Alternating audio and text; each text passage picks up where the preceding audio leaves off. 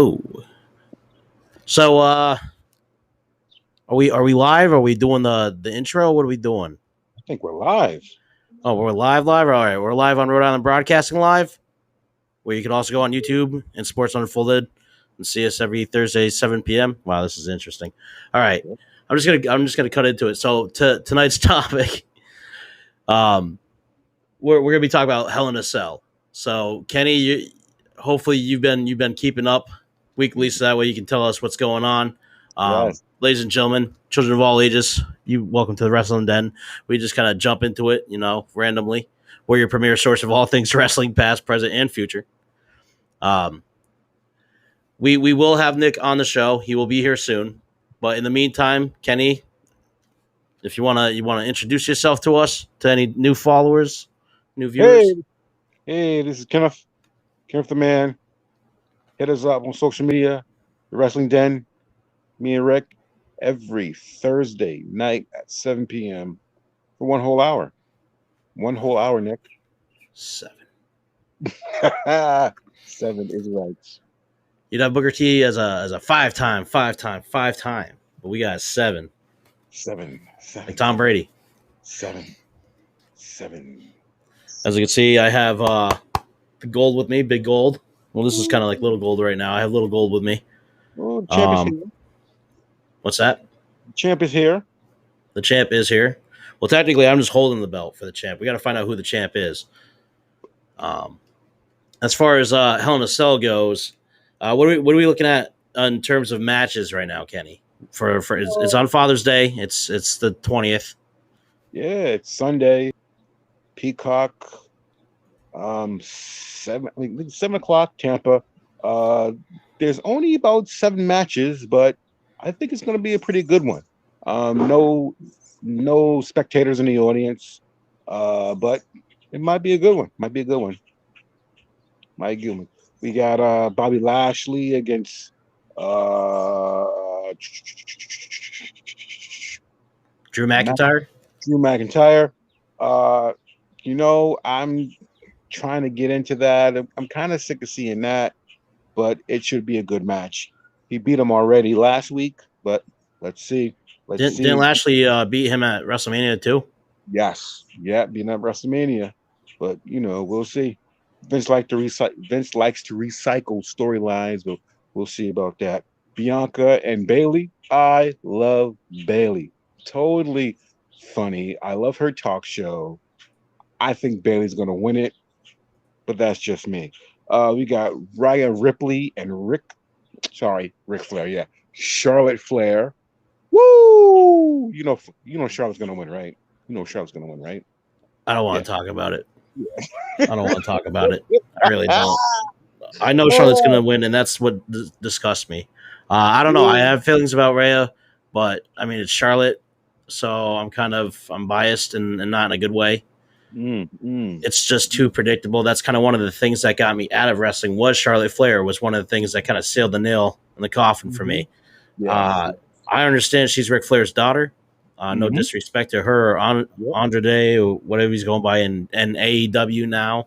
Mhm. Um, but it looks like she's just copying what his moveset is and doing it rather like she's botching. So it's rather poor performance to me. Like that. Let's all talk about that double backflip or that moonsault that she did, where she lands on the feet and then she does the moonsault after that. Mhm. That was like Andrade's move or whatever. Yeah. Yep. And Yep. she like stumbled and caught herself, and then she paused, and then she went for it. Like it was kind of like it didn't feel natural. It didn't feel, you Yeah. know, Yeah. what Organic. she's capable of, the Mhm. potential that she has shown in matches, but the botches that she's also shown have also stuck around too as memes. But Oh, no doubt. No doubt. No doubt. No doubt. now, No. what how did this get to this? Because I remember Charlotte went to like NXT or whatever for the belt. So is Yeah. this like a follow up to that? Oh yeah. Charlotte went to NXT for the belt, and she came back, and then she was injured, and she came back, and Vince had to put her on because she is Ric Flair's daughter, and he loves second generation superstars. You know, Mm-hmm. It's true. it's true. He loves second generation. Unless you're Ted DiBiase Jr. or Cody Rhodes. Yes, or Cody Rhodes. Yes, exactly. Yes, yes. Then we got Roman and Ray. Rey Don't get Mysterio. me Rey Mysterio. Don't get me wrong. Okay, okay. I love Rey Mysterio. Okay, but I'm sick of seeing him. I am so sick of seeing him. I am so sick of seeing Ray. You know, honestly, I When- feel the same way, but I never had like the love for Ray. So it's like I've been sick of seeing him since he first became like this champion right here. Yeah, yeah. I mean, he goes against the Big Show. Okay, all right, okay, all right. It's all about giving the little guy hope. But hey, Vince does what Vince does. Storyline, storyline, storyline. Roman Reigns is gonna put Rey Mysterio through, no pun intended, hell. Oh yeah, no doubt, no doubt, no doubt, no doubt. That's true. And we got Kevin Owens versus Seth. Love Kevin Owens. He is such a great wrestler. Oh, he's He's so gonna, relevant. he's Ladies and gonna. gentlemen, by the way, welcome Nick Oh, hey to the Nick. show. Nick was technical difficulties, but here he is, and we're live, Right. baby. We are live. Can you hear me good? We can hear you. Oh yeah, I can hear you. Dig it. So, I heard some about Rey Mysterio and someone else. Yeah, we were talking about the card that's coming up on Father's Day for Hell in a Cell. Kenny was going over the lineup. Oh, okay. Anything? Well, we're supposed to convince you to watch it, right, Rick? Okay. So, what was the last one you were talking about? Last one I was talking about Kevin Owens and Seth Rollins. Oh, okay. Yeah, those are two showmen. I mean, they're gonna bring it for sure. Now, what does anybody know about in terms of like how do they get to this? Like, what led them up to this point? You know what I'm saying? Like the storyline. Like, what's for each match? Why are Rick, they doing the match? in modern wrestling, all you have to do is watch the pay-per-view and then watch the hype video right before the match. The last pay-per-view I watched was No, that's what I'm telling you. You don't even have to watch weekly. I know I'm supposed to be convincing you otherwise, but the point is, just watch the hype video before. I'm sure that because that's gonna. Why would I want to watch? Why would I want to watch if I can just watch the hype vid? You're basically convincing me not to watch. No, I'm telling you, like the match is still gonna be good and the hype was good. I'm just saying sometimes they streamline it to where if you can't watch weekly, they make it so okay, we'll just buy view the pay-per-view and then we'll give you this little hype package, 2.5 minutes of build up right before the match, just in case you weren't watching. But of course, mainly everything's like highlights now to me because I just don't have the. We need Undertaker to be there. We don't need Undertaker to be there. He had his opportunity to go against AJ Styles and call it a day. If this man ever shows up in a ring again, I swear to God, this belt it's going in the trash can, man. Right? I don't want to see him do it, dude. I love Undertaker enough to not want to see him get back in a ring. It's not. Like Taker, his wrestling mind is able, but the body is not. The body is not. And he's like in his mind, he's running a 5-star classic like me and you. No, would. and eventually even guys like Patterson and they're like even Jake in AEW and Tully Blanchard and Arn Anderson, they were. Died. Yeah, but I'm saying after he was done wrestling, yes, no, he's booking finishes from Beyond the Grave, Rick. Like. No, my point is that these guys, they should come on as like, as these bookers or come on as these agents who can help the newer generation tell better stories. And everything. What? Man, he's complimenting my drip, dude. And I'm just saying, like, I got the hair down and everything right now. My favorite part was that I was making a very good point. And what you're trying to do is drown out my great point because you don't want me to win the belt. And my great point was that more I never said there was any disqualifications to this. Mick Foley, retired. You gotta do what you gotta do. To beat the man, you gotta beat the man. Retired Undertaker. They should become agents and help this next generation really. The agents of Shield. No, the agents of professional wrestling as a whole. All right, Kenny, your thoughts on this? Man, it's just like I'm just here to have a barbecue, you know. Exactly. Oh yeah, no, not first he just was couldn't in get the now. front yard. Now he's in the backyard. Ladies and gentlemen, this is the Wrestling Den. We are live every Thursday at 7 p.m. with my host Kenny and Nick, and Kenny will be making us some nice barbecue. Mhm. So we all get hamburgers and we get to talk about wrestling and things such as that. But we also like to. Is he gonna like put the hamburgers through the screen or something? Hey, it's the thought that counts. He can make at least 3 and eat maybe at least 2. But I'm gonna take us to a new location closer to the Wi-Fi hotspot. that's fine. In the meantime, I'm going to thank our host Ron and Eric as always for hosting the Wrestling Den. Yes. Live on Rhode Island Broadcasting YouTube. You can follow us at Sports Unfolded. You can follow us on Anchor, Spotify, and Google Podcast. Mhm. Remember, we're weekly now, and we're live for an hour. So we're gonna take an hour of your time to convince me to watch wrestling. No, Rick, you got to say it. Like you're gonna take an hour of the time, but you're gonna leave them wanting more. Are you gonna use that fire extinguisher to try to get this belt? Yeah, I'll hit you with any foreign object. I told you I'm the dirtiest. I'm dirtiest player in the podcasting game here, in the live streaming game. I will kill you. I will use anything. I'll choke you with this. I'll choke you with this. Kids are watching right now. Mouse cord. I'll do anything. Well, no, the PG-13 version of WWE right now. What I watched them light a man on fire. Okay. Yeah. Don't tell me PG, not PG. No, as far as best upcoming matches go for this Hell in a Cell pay-per-view, I would put my bet on something like Seth Rollins versus Kevin Owens, because Kevin Owens is going to throw caution to the wind. Seth Rollins is a great athlete.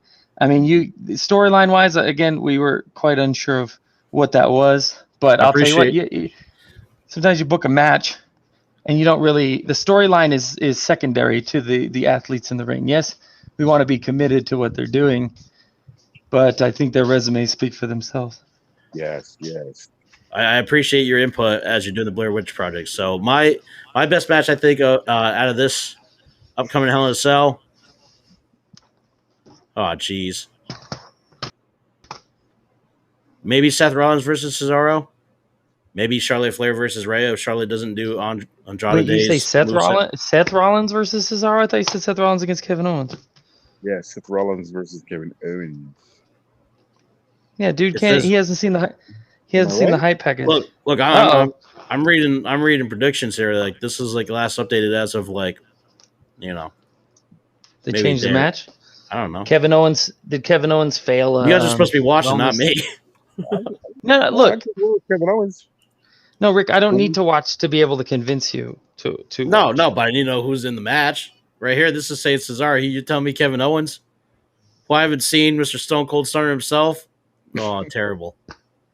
I've never liked Kevin Owens. Okay, truth of the matter, Rick, to get you to watch the pay-per-view as you should, or support the network even on Peacock and all this other stuff, is this. I'm just going to hit you with it. Like, if you do love professional wrestling. Yes.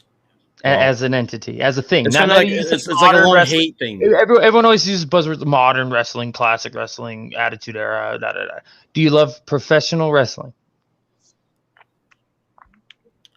She's like a jilted lover at this point. Right. Or maybe I'm the jilted lover. However, just like that ex that you're not supposed to text, sometimes you do. I read a WrestleMania Royal Rumble, right, it's a mistake to an extent, but maybe you start fanning the embers of reignited flame. And for me, I check in with the product. I check out alternative products like AEW, and then in the meantime, visit the points of view of guys that were in the eras that I really loved, Attitude Era, and guys like Stone Cold on the Broken Skull podcast, and listen to The Undertaker on ESPN. Of course, Cornette and Bruce Pritchard. That's something Joe to wrestle Rogan. with. No, Jim Ross. Stuff like that. These guys who helped promote that and can give you a little behind the scenes look at how things operate, and maybe you can get a better idea of why it was so good then, but it might have fallen off the rails now. anyway, my point being to you, Rick, is that if you love wrestling, it's kind of one of those things in sickness and in health. If you're married to it, this is in sickness. I genuinely look, I love talking wrestling, and I know that we're not doing the fans a service right now by saying like it's just a low point in wrestling because viewership's down and people can say the product's a bit stale and there's all this turnaround. Not everything is back to live crowds. Right. Well, there's also like all this turnaround with like the I gotta get this piece of fuzz off me when I make this point. I just think that if you really love something, you will see it through the hard times, and that kind of proves the worth of wrestling fans. If you're a fair weather fan, of course, I love the Attitude Era. I love it when it's great. I love it when it's good. But then, I just am gonna pass on it, and I'm not gonna support it because it doesn't jump out at me as the most exciting thing, or the match card doesn't look this, that, what have you. Or you've been told, and that's the unfortunate part about modern wrestling and modern real social. Quick before you continue, so we're talking like WWE's been doing like their tapings, like AEW now has like a live audience type deal going on, but like WWE still has like it's the TV screens. But what about like companies like Ring of Honor who decided to not go through with the pandemic and wrestle, but instead they told their wrestlers to stay at home and they still got paid as if they were to wrestle? Well, that's commendable. Honestly, during a national health crisis, you got to make decisions. You got to, and for them, like the WWE, they might have been in the position where they were like, they can afford to move to the Performance Center. They can afford to, wander around and go to a state where the restrictions are this and that, and then afford to buy a Thunderdome and a bazillion screens so you can put your fans. Do you think it hurt them at all? Like, do you think it hurt them at all? Oh, absolutely. Everyone was hurting for certain during the pandemic. Everybody. That goes from the biggest businesses like these Fortune 500 companies to even just local businesses. A lot of places closed. Hairdressers couldn't do any work, and all kind. And even on a personal level, I think the pandemic really affected all business. And so they did the best that they could. And it's easy to be critical all the time. And it's also like it's a popular thing to criticize, especially when you're on top. It's a popular thing to be like, the WWE this and the WWE that, because they're supposed to be the benchmark for everything. But that's why alternatives exist. If you're not into what WWE does, that's why AEW's there. That's why Ring of Honor was there, New Japan and all these other options. Like if you love wrestling, there's plenty of wrestling to whet your appetite around, but a lot of people focus on the WWE because they're the primary focus of most everything, being the leading company. So my point was, when you love wrestling, you just stick by it. When you love something, you should go with it. As far as like in the chat here, so how does WWE get back to its prime? In my opinion, it's things like what I said. It's like bringing in wrestling minds to help the wrestling talent. A lot of guys get older, the bodies break down, but their minds have consumed so much from the business. Like again, all the people that Pat Patterson was there to talk to about psychology and all, to talk to about finishes and how to do it and how it makes sense and why it makes sense. Those guys learn from him. And so when those guys get older, the Jerichos, the Undertakers, the Stone Colds, the Mick Foleys, everybody, Triple H, like you can cycle through these finishes. And even if you never participated in one, you can call back to one because, Triple H is the game. He's a student of the game. He is the game, blah, blah, blah. Like he can coach these people. And if everyone just stopped, letting their ego get in the way and were able to work together, one thing I would criticize Jim Cornette for overall is he sits there and he says, wrestling this and wrestling that, and is very critical of the current product, the modern wrestling product. But here he is possessing so much knowledge, and I know he probably feels like it's an exercise of futility because nobody. But he said some shit too that also got. Well, we're not supposed to swear, but he said some things that got him in some hot water, like I just did. But the NWA thing, is that what you're talking about? Mm-hmm.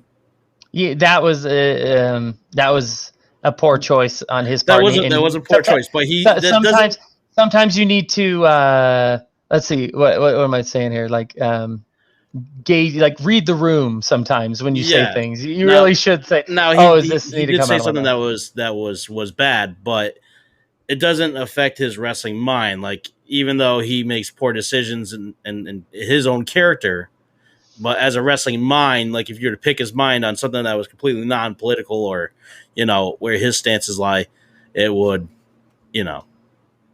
right. No, exactly. He doesn't need to be on camera to affect change. I think if you were to just go ahead and put these brilliant wrestling minds in charge of making these storytelling decisions and move away from the scripted aspect of it, let these characters shine through. It's the cream, like Macho Man says, your hat says the cream of the crop, and it rises to the top. It rises to the top.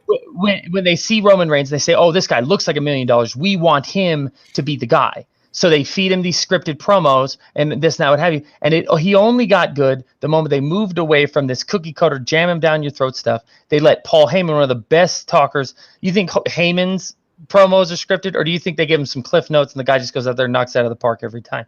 Truth is, they moved to a realistic. The more real it feels, the less scripted, the less cookie cutter it feels. The more we are by the product. You could say that they've been doing that though since like the Monday Night Wars. Like as everything was getting edgy, like when NWO came in, like that was like the change in the tide of the ratings. And then they had the 84-week consecutive thing. And then, as the wars were progressing, NWO was the thing. So WWE had to play catch up.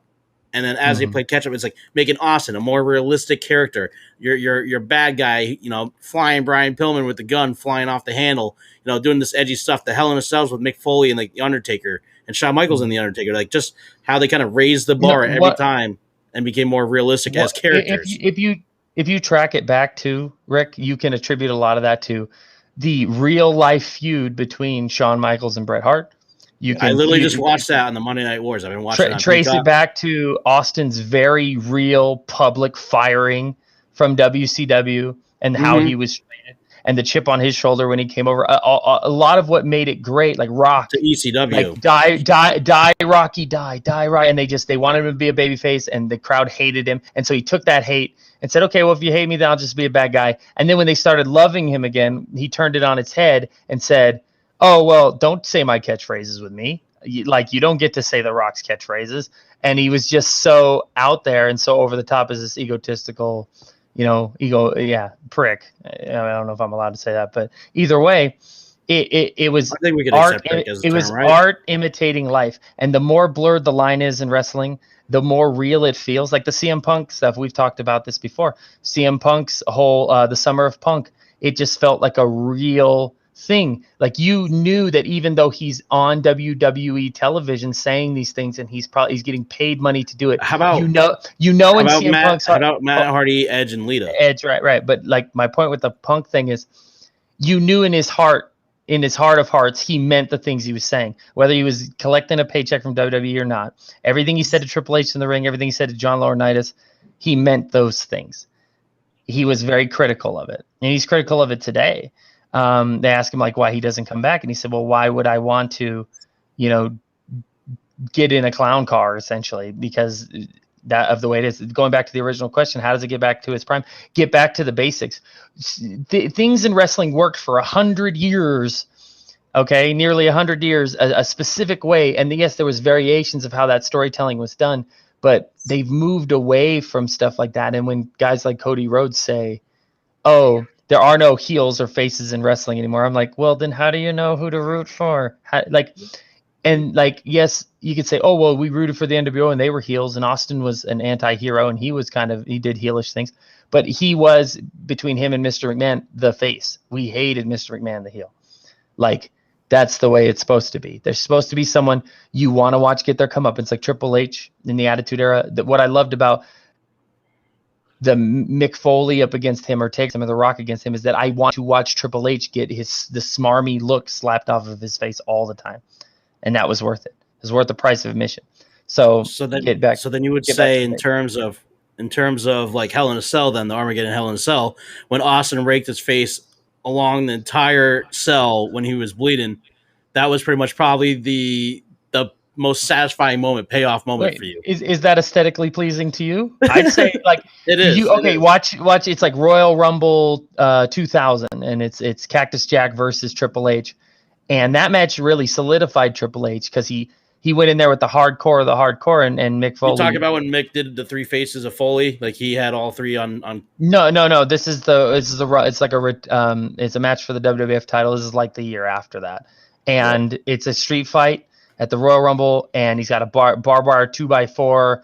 And all these other things. Yeah, and during that match, there's a rematch. What tells that match so great is Triple H is like, I'm gonna beat you, and there's no way you're gonna take my title from me. And Cactus Jack's like, nope, that title's coming home with me. And Cactus pulled out all the stops, and by the end of it, Triple H is a bloody mess. He's just massacred, and he pedigrees Cactus into the thumbtacks and pins him and wins it. And you notice, like, yes, he won the battle, but he didn't win the war. He was massacred after that, and that is what you want from the heel. That's proper storytelling, not just like pedigree Booker T and then he's down for 40 seconds and then you drape an arm over him and he loses. Like the heel. David Shine wants to know where Triple H is now. Where's Triple H now? He's running the company. He's running stuff, like, especially he's running the only gripping storytelling that they've had in the last 6 years. He's running like 1-minute adverts with him and Shawn Michaels reliving the golden days with their little DX segments. And say what you want about Triple H's decisions when he's the top guy and the golden shovel and the reign of terror and Triple H and all that, but he has a great wrestling mind as well. And when he was in Evolution, learning from Ric Flair and watching tapes and doing his thing, he's been closely associated with some of the best in-ring performers of all time, like Shawn Michaels, like Ric Flair. Like, if you can't learn something from those guys, then I don't know what to tell you. So he going into a COO role or running NXT. That's the type of thing I would expect from a lot of these guys. But because the politics is so thick sometimes in wrestling, because these guys can't put their egos aside even after they step out of the ring, it just leads to all of this discourse between everybody. And if wrestling. One day, I believe that it's going to get to a turning point where everyone's just going to see that there needs to be real, tangible change, and then they'll remember that, oh, these are some of the things that brought us back into the spotlight before. Right now, because it's manageable and the company still makes money because it's this big national conglomerate, it's like, ooh, the ends justify the means. If we're still profitable, then that's fine, even though the product is suffering. And us as hardcore wrestling fans go, oh, well, this just isn't as good as it used to be. But they're like, well, the numbers say we're okay.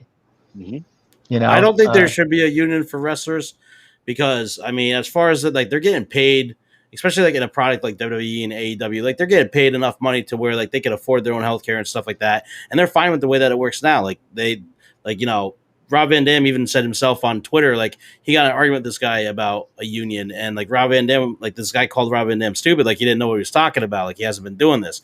And he's like, listen, there's accommodations that you make as you talk about being a contractual worker for like the WWE, for example. Like you make things happen. Like, I would like to get around this way, like, whether it's airplane, train, automobile, whatever. Like, if you're a certain star and you kind of have that kind of leverage.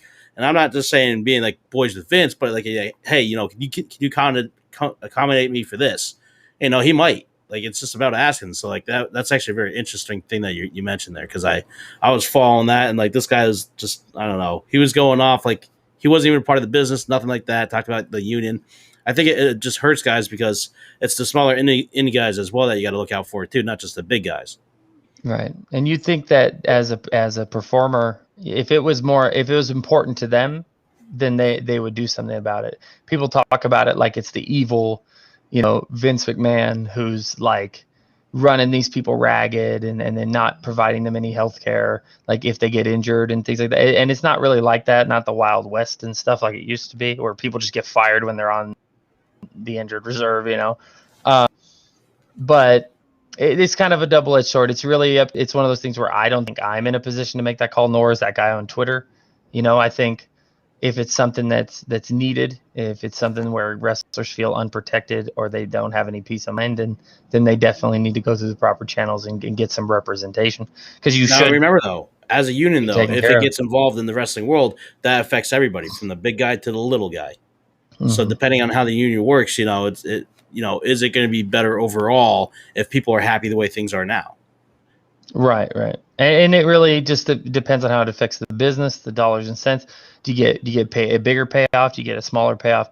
Like that's how it is in life anyways. You have health insurance and they can take it out of your check, and you're like, oh, do I want to be covered in case something happens, or do I just want to pay out of pocket when something happens? It's double-edged sword stuff. So I'm not 100% sure. You know who definitely but I'm pretty sure had some health insurance or was taken care of was Mick Foley when he was thrown off the Hell in the Cell. Circling back to some Hell in the Cell stuff.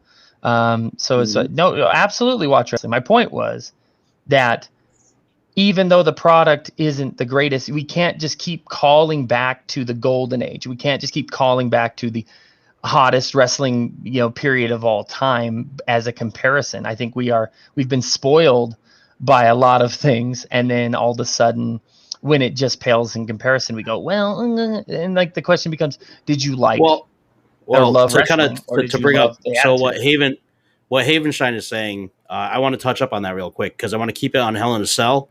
We could talk hours and hours about this, but I haven't heard from Kenny in at least 15 minutes, man. I gotta hear from Kenny. At the same time, I want to take this I just assumed Kenny agreed with everything I said. I see that.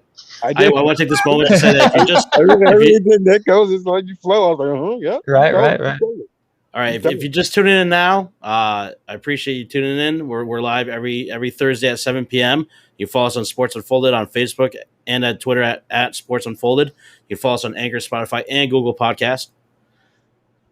And to touch up on that question, I personally feel like this is what I wanted actually to talk about was the Hell in a Cell in general, the pay-per-view, the gimmick, everything, the match.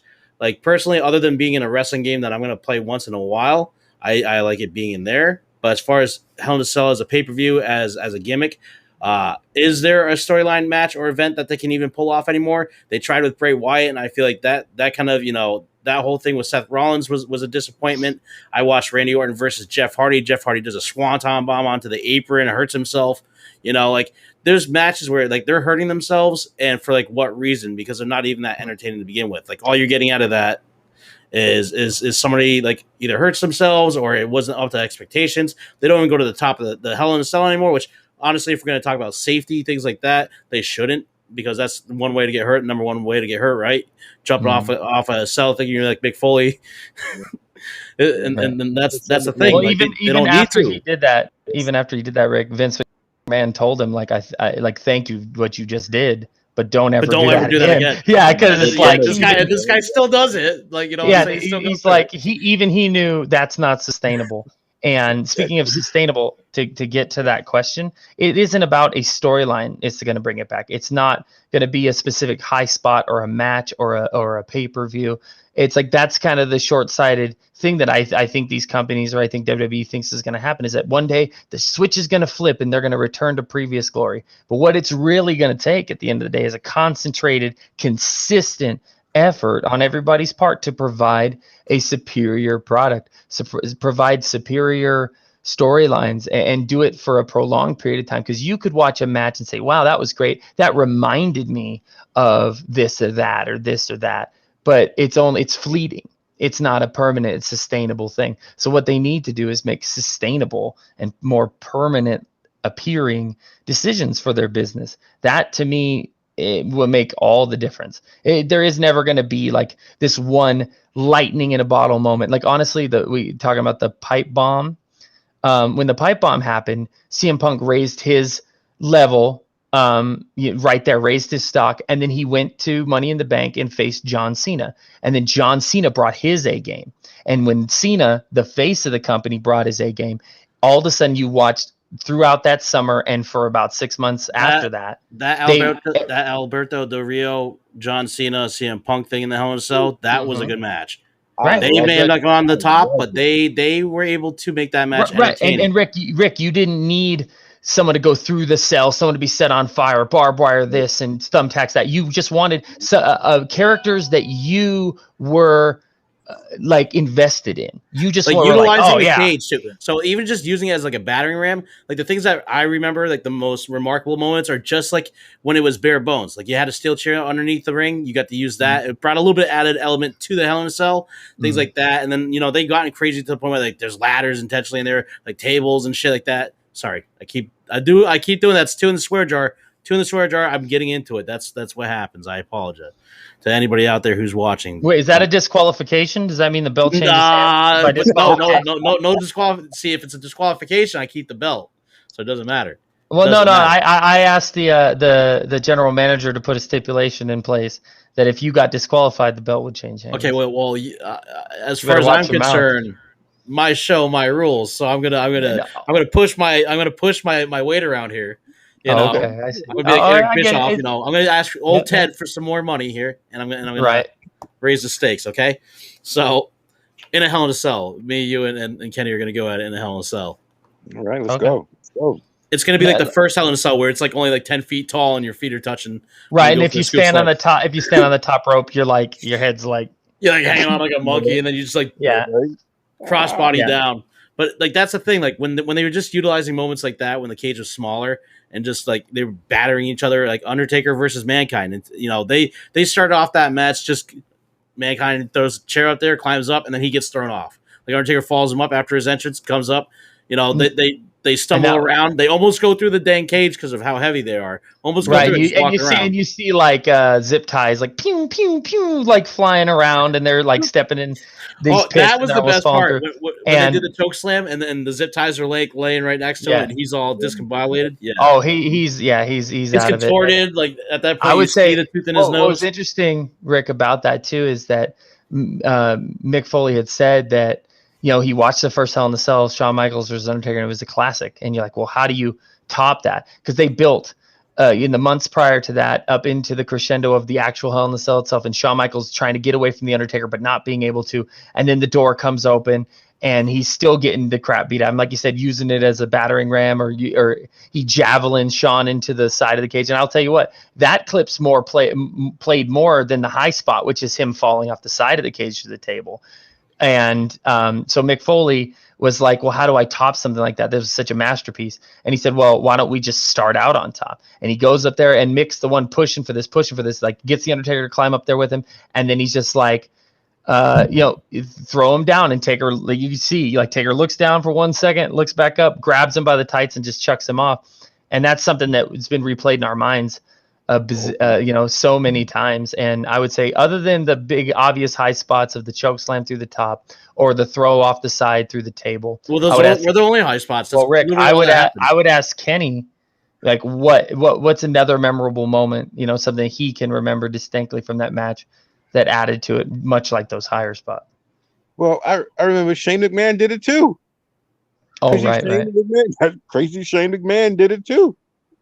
Get it too. Yeah, and I wonder what his dad said to him. Yeah, but he willingly did that. He jumped like on his own volition. Yeah, and Shane's been jumping off of high stuff since the late '90s.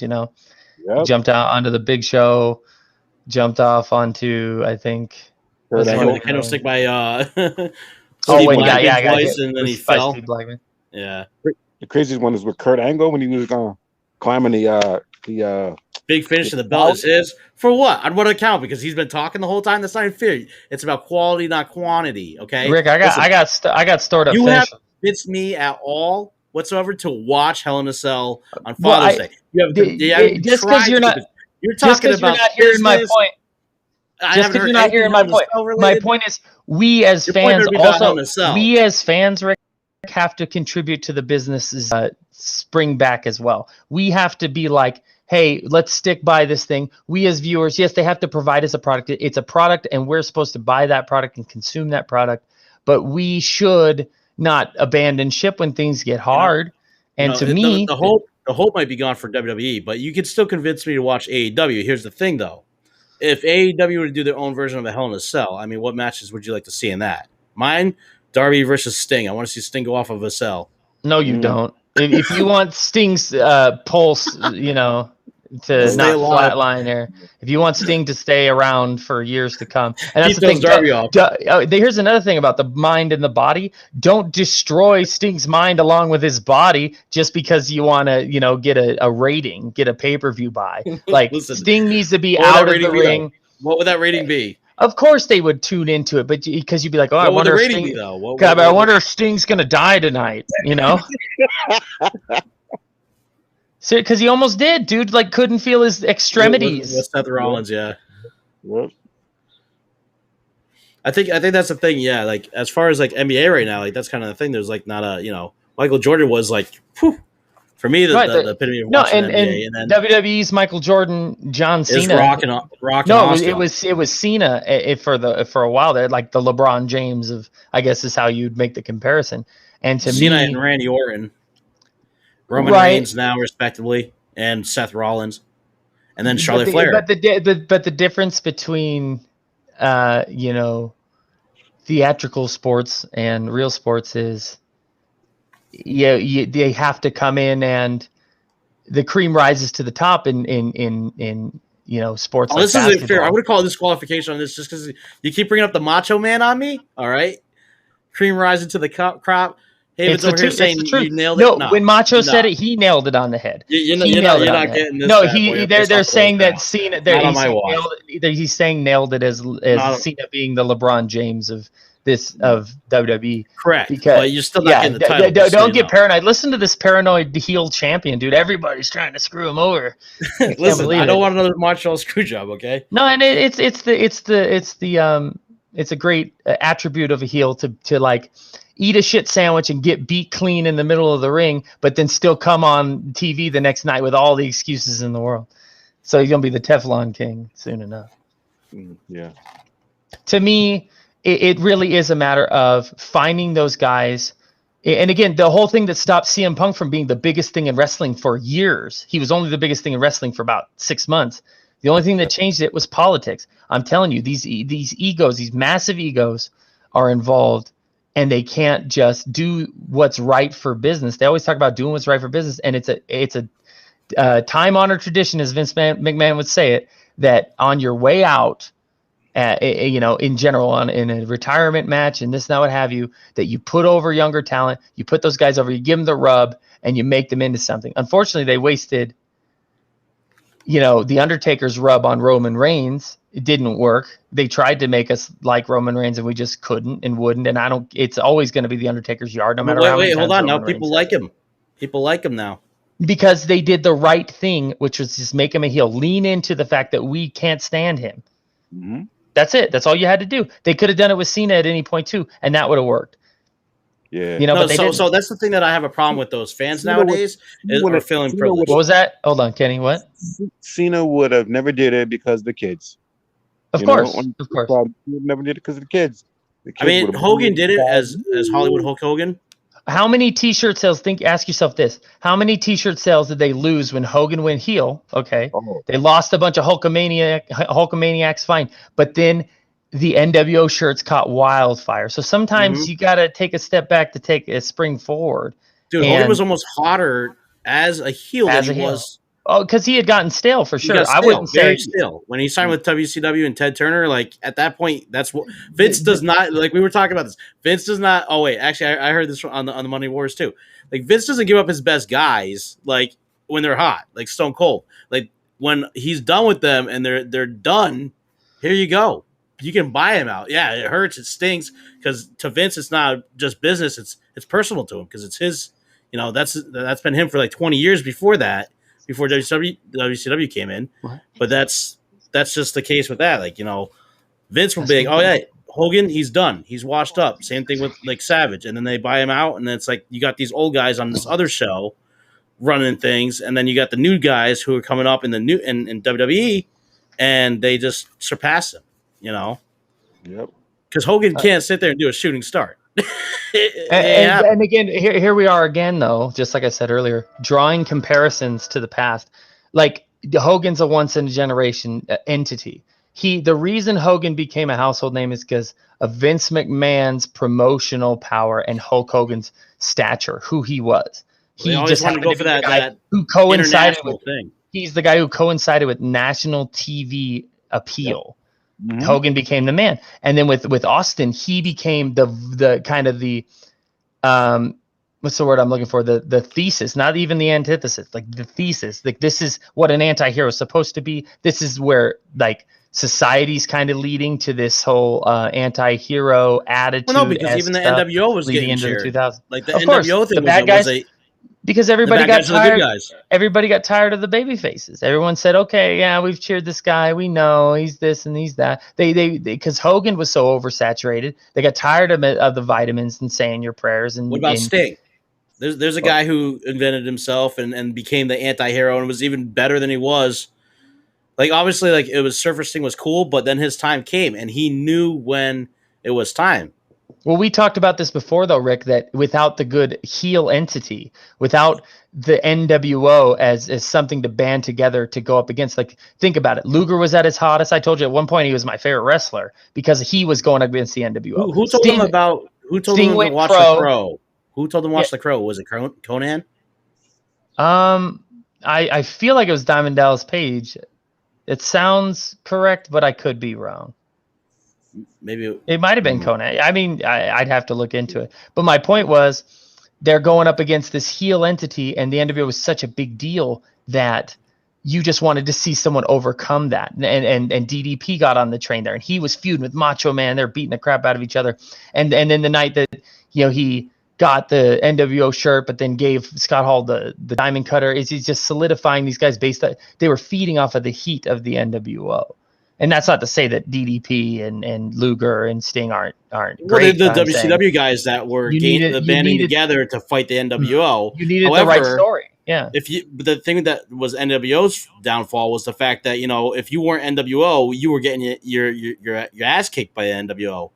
I'm willing to take a point on that one because I gotta say it that way. It was NWO, all the cool guys. So that was the thing about D-Generation X and NWO that makes them special in their own ways to me. Is NWO like basically just trying to be some kind of gang, and like they were just beating up everybody, being the bad guys, and DX were getting their asses kicked all the time. Like they were just out there having a good time, getting the crowd riled up and entertaining and doing their thing. And then they were the heels, so they were getting smacked around the ring and getting dragged around the ring. So it's like, and that was the believable credibility to it because these guys are talking all this smack.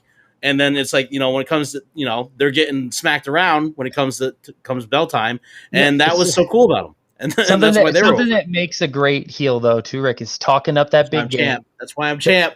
Talking up the big game as a heel. Like Shawn Michaels was great at it. Just being an obnoxious jerk on TV week in and week out. And so you wanted to watch someone beat the living crap out of him. And then the best, the mark of a great heel isn't just talking up that big game and making someone want to beat you up. It's that when it's time to take the whooping, you take it like a man.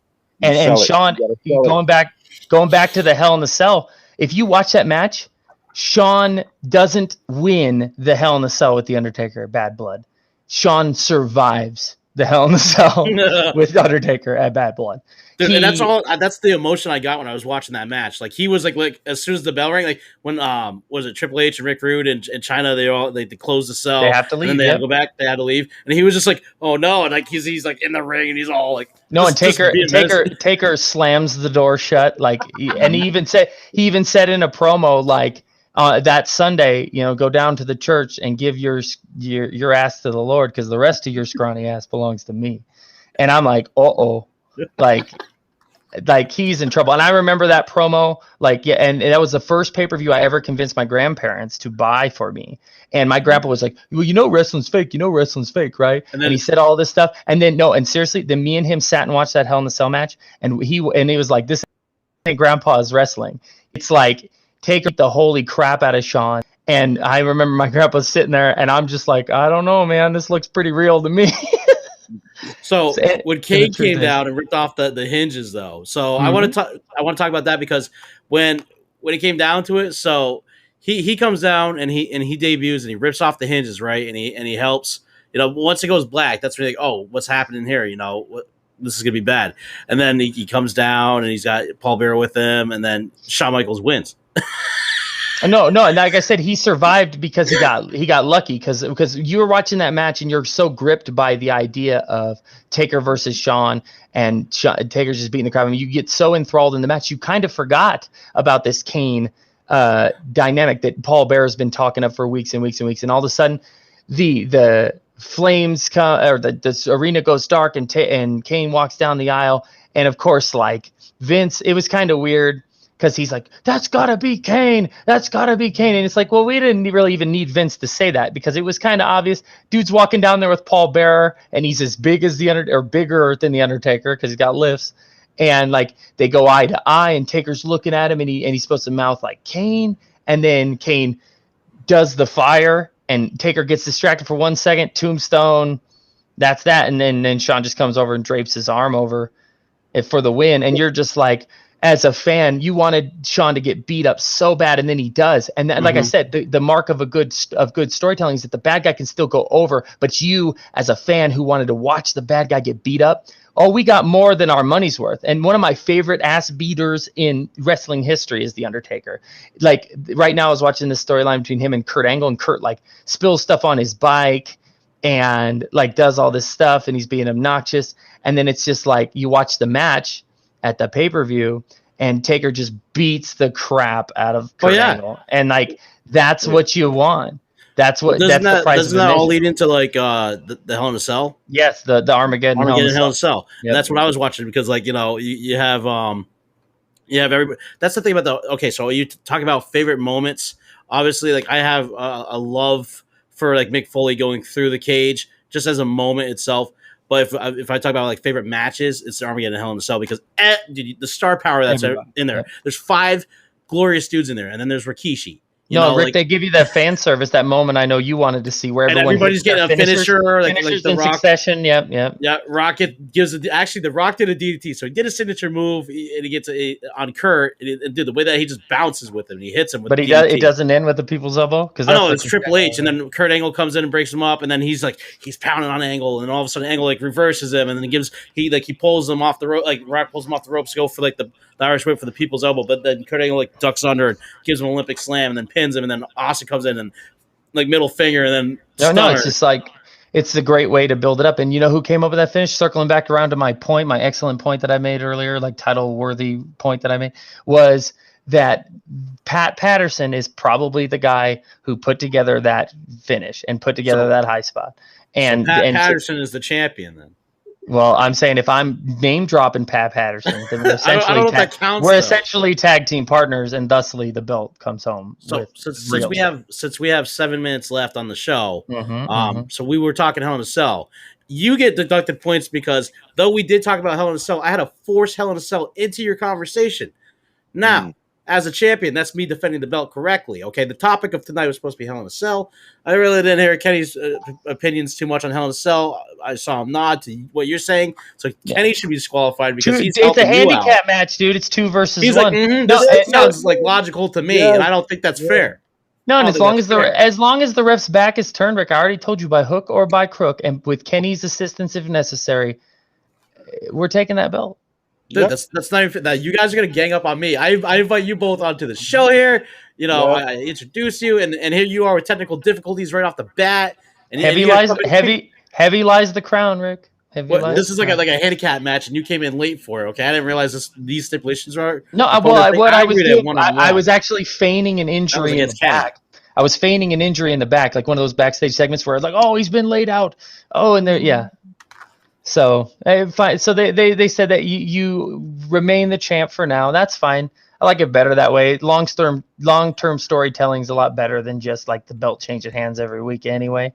So with that in mind, let me go ahead and play host. He can't argue me. Let me play host for just a second and ask Kenny, what would you say is your favorite Hell in a Cell match, and then favorite Hell in a Cell moment?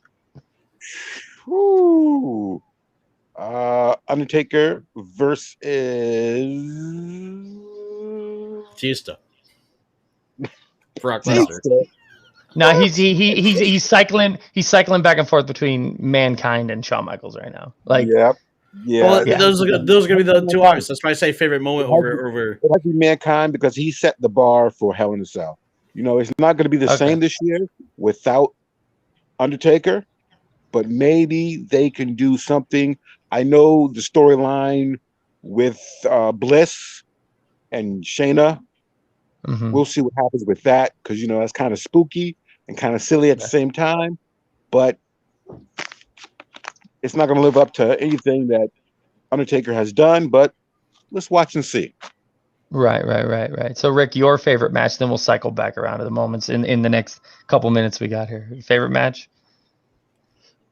Favorite match is going to be the Armageddon Hell in a Cell because it utilized the cell in every way that you could possibly imagine, which is, like, to me, the best, what makes it the best. It's like the triple cage match. You utilize everything of it, and it's just going to be by default my favorite match. Obviously, I could say Shawn Michaels versus Undertaker just because the fact that they were the first two to be in the Hell in a Cell. Mm-hmm.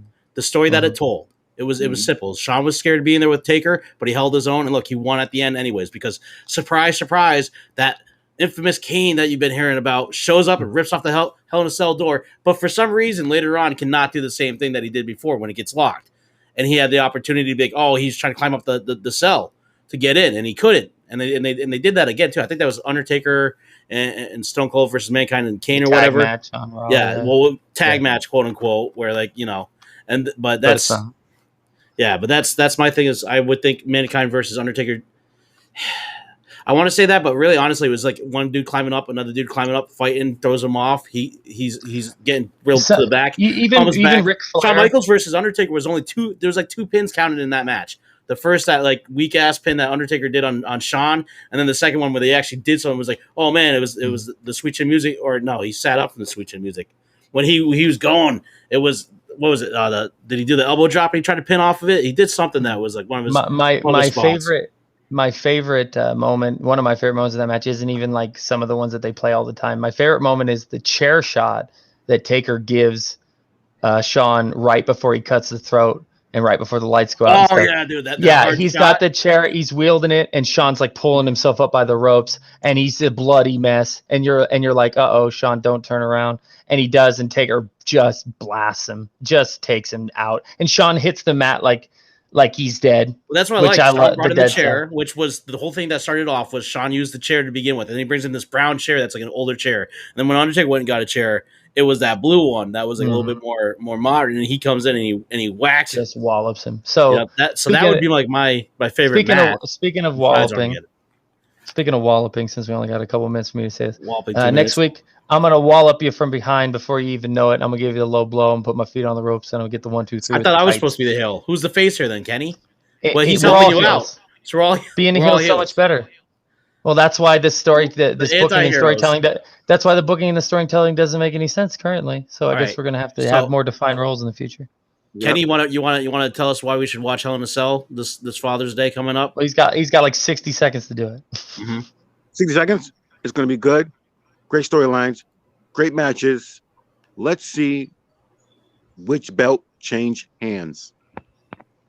Fair enough. I want to say thank you again to our hosts, Ron and Eric, for hosting the Wrestling Den every Thursday at 7 p.m. Eastern. Yep. We're live on Rhode Island Broadcast and YouTube and Facebook and Twitter at Sports Unfolded. Follow us on Anchor, Spotify, and Google Podcasts. Make sure that you tune in every week because you're going to see this guy being champion for a very, very long time.